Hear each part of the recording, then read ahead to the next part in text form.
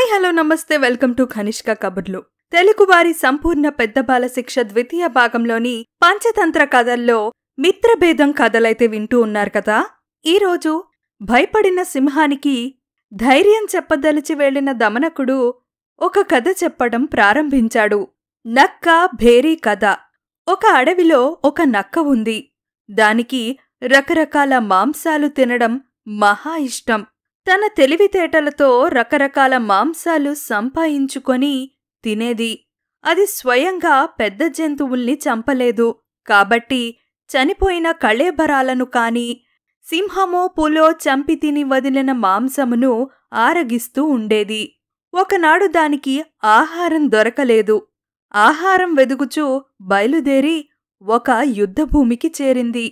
అక్కడ ఎన్నో శవాలు మానవులవి, గుర్రాలవి, ఏనుగులవి కనపడ్డాయి. వాటిని చూచి తన పంట పండిందని నక్క ఎంతగానో పొంగిపోయింది. దాని ఆనందానికి హద్దులు లేవు. ఇంతలో దానికి ఢంఢం గర్గర్ అనే శబ్దాలు వినిపించాయి. అదేదో క్రూర జంతువు కోపంగా అరిచినట్లు తలచి భయపడింది. ఒక బండ ప్రక్కన దాగి కొంతసేపు ఆగి చూచింది. శబ్దం వినిపిస్తున్నది. కాని ఎవరూ కనిపించడం లేదు. ఏ జంతువూ అటుగా రాలేదు. నక్క కొంచెం ధైర్యం చేసి ముందుకు వచ్చి ఒక చెట్టు చాటున నక్కి చూసింది.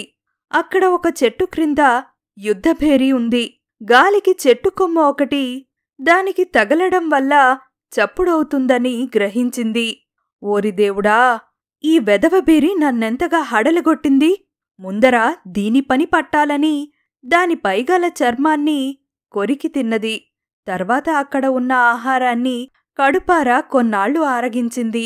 ప్రభూ, నిజము తెలుసుకోక అదేదో జంతువని భయపడి ఆ ప్రాంతాన్ని వదిలి పారిపోతే చేజిక్కిన ఆహారం పోగొట్టుకొనేది గదా.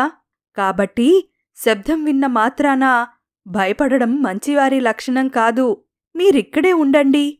నేనిప్పుడే వెళ్ళి అదేదో తెలుసుకుని వస్తాను అని కరటకుని వద్దకు వెళ్లి విషయం తెలియజేయగా, కరటకుడు, పరాధికారం పైన వేసుకోబోతున్నావు.